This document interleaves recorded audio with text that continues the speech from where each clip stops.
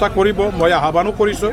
UPPL দলকো আহ্বান কৰিছোঁ, আমাৰ BPF দলৰ নেতা তেখেতকো মই আহ্বান কৰিছোঁ যে এই মুহূৰ্তত যদি এতিয়া পুনৰ বিচাৰ কৰি পেলাই একগোট হৈ যুঁজ দিবৰ কাৰণে যদি চিন্তা চৰ্চা পুনৰ ল'ব পৰা যায় তেতিয়া সেইটো ৰাইজে চবতকৈ মানে ভাল পোৱা এটা মানে আমাৰ কাম হ'ব বুলি মই ভাবোঁ। আৰু আঞ্চলিক ৰাজনৈতিক দল UPPL BPF खौसे आवगायलांनो हायो नामा बुजा बुजिनि आधाराव बे समाव जोङो लुबैदों जे बिसायख'थिनि समाव जाहाथे भाइलेन्स जाया, कनफ्लिक्ट जाया, बिदा फंबायनि गेजेराव गाज्रि परिबेस फैया, सिगांनि बायदि जाहाथे नांलाय खमलाय बेबायदि गाज्रि थासारिया थांनाय समफ्राव जों UPPL नि दैदेनगिरिफोर BPF नि दैदेनगिरिफोरजों सावरायबोदों। सावरायनाय नुदों जे BPF नि दैदेनगिरि हिसाबै हाग्रामा महिलारिया बे माखौबा गारनानै माखौबा नाजावनाय बे पलिसिखौ কোনোদিন গনায়া।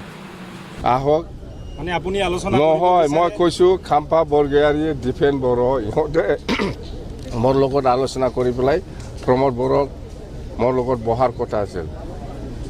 खुलुमबाय बयनिसिमबो नोंथांमोनखौ आंनि इउटिउब चेनेल माइ अपिनियन अफिसियेलाव बरायनानै लानाय जाबाय आरो जायफोरा आं चेनेलाव गोदान अननानै आं चेनेलखौ साबस्क्राइब खालाम, लाइक, शेयार, कमेन्ट खालामलाबाव। खोथाया बेनो दा गबिन्द सारा बुंदों, हाग्रामा साराबो बुंदों, मा बुंलायदों बेखौ नायबानो जाबाय। दा ज' जानायनि खेथ्रआव माबेयाव थाबथानानै दं बे जिनिसखौ जोङो क्लियारै बुजिनो हायो बिसोरनि माबाफोरखौ नायोब्ला आरोना। दा जेखिजाया जोङो ज' जानायनि थाखाय सावरायजानायखौ जों लुबैयो आरोना। दासिमबो टाइम दङ, दसे टाइम दंबावो, इलेक्सननि सिगांसिन माबा मोनसे जायो नामा, बांद्रायबावबाथाय टाइमा हास्लाबनाय नंला ज' जानायनि थाखाय। दा जों ज' जानायखौ लुबैयो, बेखौनो हास्थायबाय आरोना। जायखिया नायलांदो ভিডিঅ'खौ। মানে আপুনি আগবাঢ়িছিল আলোচনা? মইতো আলোচনা আজিও আছে, কৰিম মই, কিন্তু ইহঁতে পাৰা নাই। খাম্পাটো পলাই গ'ল UPPL আহ্বান জনাই আছে, দীপেন বড়োৱে আহ্বান জনাই আছে যে BPF আহকচোন, মইতো আছে এতিয়াও, অহা নাই কিয় মুখেদি আহ্বান কৰি আছে। দীপেন বড়ো, খাম্পা বৰগয়াৰী ইহঁতে দায়িত্ব লৈ পেলাই গৈছিল যে প্ৰমোদ বড়োৰ লগত আপুনি বহিব লাগে। মইতো বহিম বুলি কৈছে, কিন্তু আজিলৈকে হোৱা নাই। আপোনাৰ লগত কিয় পলাই গৈছে? মোৰ লগত আলোচনা কৰাৰ পিছত কিয় পলাই গৈছে? আহক মানে আপুনি আলোচনা নহয়, মই কৈছোঁ খাম্পা বৰগয়াৰী, দীপেন বড়ো ইহঁতে মোৰ লগত আলোচনা কৰি পেলাই প্ৰমোদ বড়োক মোৰ লগত বহাৰ কথা আছিল। আপুনি আগবাঢ়িছিল? थांनाय समफ्राव जों UPPL नि दैदेनगिरिफोर BPF नि दैदेनगिरिफोरजों सावरायबोदों। सावरायनाय नुदों जे BPF नि दैदेनगिरि हिसाबै हाग्रामा महिलारिया बे माखौबा गारनानै माखौबा नाजावनाय बे पलिसिखौ কোনোদিন গনায়া। बिथाङा गावनो चिफ जानो मोननांगौ, गावनो BTC नि दैदेनगिरि जानो मोननांगौ, बाखिबो गावनि सिङाव थानांगौ। बे मन'भाबजों खोथाफोरखौ बुंनो नागिरा। बेनिखायनो बे मोननै जेब्लाहालागै हाग्रामा महिलारिया BPF नि लिडार हिसाबै थागोन, मुरब्बी हिसाबै थागोन, अब्लाहालागै UPPL आरो BPF नि गेजेराव गोरोबलायनाय कोনোदिन फैनाय नङा आरो ज' खामानि मावनो हानाय परिबेस फैनाय नङा। BPF आरो UPPL नि गेजेराव गोरोबलायनायनि बाथ्राया जाबाय बे मोननै दोलोनि दैदेनगिरिफोरनि एराधारा जिथु मन'भाब, मोननै राजखान्थि हान्जाया गोरोबलायनाय खामानि मावनांगौबा बे राजखान्थिनि हान्जानि जिथु नीति आरो आदर्श बेथ' एसे फाराग थाखायो, खिन्थु फाराग थाब्लाबो बबेखौबा गारनानै बबेखौबा नाजावनाय बे मोनसे मेन्टेलिटिया दैदेनगिरिफोरा थानांगोन। आरो बेबायदि थायोबासो जों बे रिजनेल पार्टियानो जा नेसनेल पार्टियानो जा पार्टिफोरनि गेजेराव गोरोबलायनाय खामानि मावनो हायो। दा जों नुदों একগোট হ'ব পাৰিলে খুবেই ভাল, মই আজিও সেইটোকে বিচাৰোঁ। আৰু একগোট কৰিবৰ কাৰণে যথেষ্ট চেষ্টাও চলাই আহিছিলোঁ, কামো কৰিছিলোঁ, আলাপ আলোচনাৰ এটা মাহলো তৈয়াৰ কৰা হৈছিলে। এতিয়া কিন্তু এইটো মানে কিছুমান কাৰণত আমাৰ স্তব্ধ হৈ আছে, এক প্ৰকাৰ মানে বিফল হোৱাৰ দৰে হৈ আছে। আৰু এইটোকে যদি আমাৰ দুয়োটা দলৰ নেতাবিলাকে যদি মানে পুনৰ বিচাৰি পেলাই আলোচনাৰ প্ৰক্ৰিয়াটো যদি আগবঢ়াই লৈ যাব বিচাৰে, মই চবতকৈ সুখী হ'ম। আৰু একগোট হৈ পেলাই একত্ৰিতভাৱে যুঁজ দিলে BTC অঞ্চলত আমাৰ ৰিজনেল দল বাচি থাকিব। ৰাইজে বিচৰা ধৰণৰ কেতিয়াবা ফৰ্মুলাবিলাক নিমিলে। প্ৰত্যেকটো দলৰ নিজৰ নিজৰ নীতি আদৰ্শ, মিছন আৰু ভিজন থাকে, এজেণ্ডা থাকে। আৰু এইবিলাক এজেণ্ডা, মিছন, ভিজন, অবজেক্টিভটো লৈ পেলাই দলবিলাকে কাম কৰাৰ কাৰণে কিছুমান ক্ষেত্ৰত ৰাজনৈতিক দলবিলাকৰ মাজত ৰাইজে বিচৰালেও ৰাইজে মানে বিচাৰিলেও এইবিলাক বাস্তৱত সফল মানে নহয়। একগোট হ'ব পাৰিলে খুবেই ভাল, মই আজিও সেইটোকে বিচাৰোঁ। আৰু একগোট কৰিবৰ কাৰণে যথেষ্ট চেষ্টাও চলাই আহিছিলোঁ, কামো কৰিছিলোঁ, আলাপ আলোচনাৰ এটা মাহলো তৈয়াৰ কৰা হৈছিলে। এতিয়া কিন্তু এইটো মানে কিছুমান কাৰণত আমাৰ স্তব্ধ হৈ আছে, এক প্ৰকাৰ মানে বিফল হোৱাৰ দৰে হৈ আছে। আৰু এইটোকে যদি আমাৰ দুয়োটা দলৰ নেতাবিলাকে যদি মানে পুনৰ বিচাৰি পেলাই আলোচনাৰ প্ৰক্ৰিয়াটো যদি আগবঢ়াই লৈ যাব বিচাৰে, মই চবতকৈ সুখী হ'ম। আৰু একগোট হৈ পেলাই একত্ৰিতভাৱে যুঁজ দিলে BTC অঞ্চলত আমাৰ ৰিজনেল দল বাচি থাকিব আৰু BTC অঞ্চলৰ ৰাইজৰ যিটো আকাংক্ষা এইবিলাক পূৰণ কৰিবৰ কাৰণে, BTC ৰক্ষণাবেক্ষণৰ কাৰণে কাম কৰিবৰ কাৰণে আৰু BTCত অধিক শক্তিশালী কৰিবৰ কাৰণেও বেছিকৈ মানে লাভ হ'ব।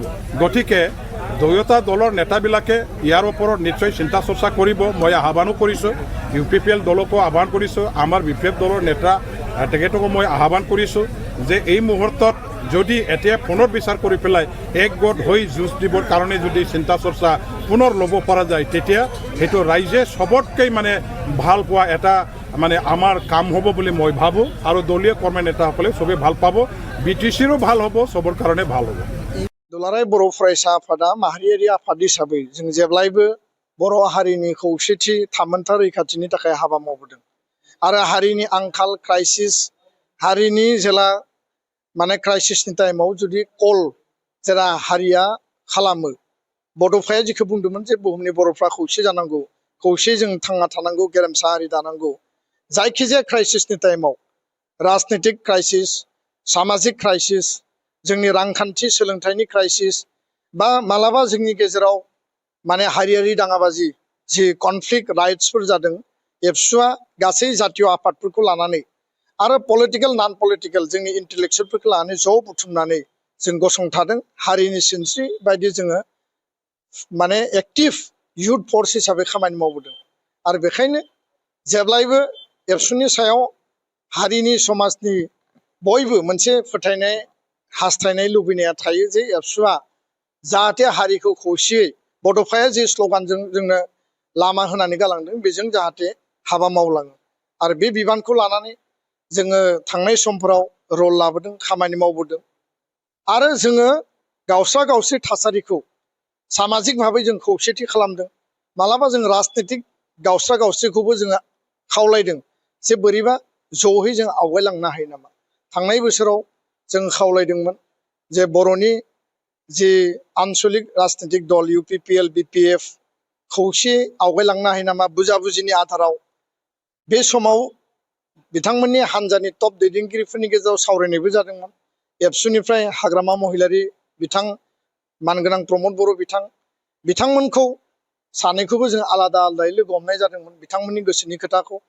आरो बे खोथाखौनो लानानै दिनै हाग्रामा महिलारि बिथाङा गुबुन गुबुन मिडियायाव बुंनाय जों नुदों जे दुलाराय बर' फरायसा आफादा आंजों सावरायदोंमोन आरो बिथांमोना मोनसे खोथा बुंनानै थांदोंमोन जे उननि समाव आरोबाव सावरायफिननाय जागोन। नाथाय नभेम्बर डिसेम्बर 2024 बे सावरायनाया स्तब्ध जादों। दा जों हास्थायो थांनाय 13 तारिखआव जोङो गासै बर'नि माहारियारि आफादफोरखौ जों ज' लिंनानै सावरायदों जे माहारिया बड'फानि आदर्शजों गेरेमसा माहारि दानांगौब्ला जों माहारिबाद जातीयताबादखौ लानानै जों आवगायलांनांगोन। आरो 14 तारिखआव बड'फानि जि slogan live and let live, Bodos of the world unite, माने बिल्डिं बड' एज भाइब्रेन्ट कमिउनिटि, बे मोनथाम एजेन्डाखौ लानानै जोङो रड मार्च खालामदों जाहाथे सामाजिक स्तराव जों खौसे आवगायलांनो हायो। राजखान्थि बिथिङाव गुबुन गुबुन दोलोआव दिनै बर'फ्रा दङ, गोदोबो दङमोन, दिनैबो दङ। खिन्थु जोङो खावलायदोंमोन जे आन्सलिक दलफ्रा ज' जानो हायो नामा। गोदो मोननैमोन, दा मोनथाम जाबाय। राष्ट्रीय दलावबो बर' दैदेनगिरिफ्रा दङ। दा ज' मारै जागोन, माब्ला जागोन, बे खोथाया निर्भर खालामगोन गावबा गाव हान्जानि टप दैदेनगिरिफोरनि सायाव मा एजेन्डाखौ लानानै जोङो खौसे आगान सुरलांगोन। खिन्थु हारिया जेब्लाबो खौसे लुबैयो। दा बे खोथाखौनो जोङो मालाबा सम सुबिदा आरो खाबु जायोब्ला दुलाराय बर' फरायसा आफादा जों जेब्लाबो सावरायनो थाखाय रेडि। नाथाय सावरायनायनि जि खोथा बाथ्रा बा बे परिबेस परिस्थितिया निर्भर खालायगोन बै जे आन्सलिक बर'नि राजनीतिक दल दङ मोनथाम, मोननैमोन दा मोनथाम जाबाय, बिथांमोननि दैदेनगिरिफ्रासो बिनि डिसिसनखौ लानांगोन जे बिथांमोना आवगायबोगोन ना बोआ बा मा परिबेस परिस्थितियाव बबे एजेन्डाखौ लानानै रायलायगोन दा बेखायनो जोंनिफ्राय आपिला जेब्लाबो थागोन हांख्रायनाया जेब्लाबो थागोन जे जोङो जुदि ज'यै आवगायलांनो हायोबा हारि दानायाव बड'फानि जि आदर्श दंमोन बियो माने मोगथाङाव जोङो रोखायै मोनफुंनायाव गोरलै जागोन दा बेबायदि बुंलायनाया जेब्लाबो थायो मोनसे सासेया मोनसे बुङोब्ला गुबुन सासेया मोनसे बुंगोन गावबा गावनि जुक्तिखौ बयबो होगोन बेफोर जुक्तिफोरा गावबा गाव लेभेलाव थागोन खिन्थु जोङो सर्बसाधारन बा साधारन रायजो राजाया मा लुबैयो हारियाव जेब्लाबो समाज बिथिंनि खौसेथि आफादफोरनि खौसेथि राजखान्थियावथ' जेब्लाबो गावस्रा गावस्रि थायो दोलोआ आलादा आलादा आलादा आलादा फिल'सफि आइडिय'लजिखौ लानानै बयबो आलादा आलादा दोलोआव खामानि मावो खिन्थु जोंनि सार्थ'आ जाबाय ग्रेटार इन्टारेस्टआव जोङो बिदा फंबाय जिहेतु मोनसे समाव ज' नांबोदोंमोन आरो आन्दलननि गेजेरजोंनो मोनसे मोननै दोलो जोनोम जाबाय दा मोनथाम जाफैबाय बे दोलोफोरा सार्थ'आ जुदि हारि दानायनिब्ला जातीयताबादब्ला आरो जोंनि ओनसोलखौ जौगाहोनायनि जुदि सार्थ'ब्ला बबेबा पइन्टआव जोङो ज'है सावरायलायनानै आवगायलांनो हायो नामा खोथाया बेसो बुंलायलायनायाथ' थागोन रायलायलायबाय थानाय समावबो नांलायलायनाया थागोन गावबा गाव जुक्ति गावबा गाव माने लजिकखौ आर्गुमेन्टखौ बयबो होगोन दा बेखायनो जोङो लुबैदों जे बिसायख'थिनि समाव जाहाथे भाइलेन्स जाया कनफ्लिक्ट जाया बिदा फंबायनि गेजेराव गाज्रि परिबेस फैया सिगांनि बायदि जाहाथे नांलाय खमलाय बेबायदि गाज्रि थासारिया जाहाथे पलिटिक्सनि बा दानि जि प्रपज बिटिसि इलेक्सन जानो गोनां 1-2 मास दंबावो बे समाव जाहाथे खुनु भाइलेन्स खुनु कनफ्लिक्ट जाहाथे जाया बिदा फंबायनि गेजेराव जों बेखौ लुबैयो गोजोन्थों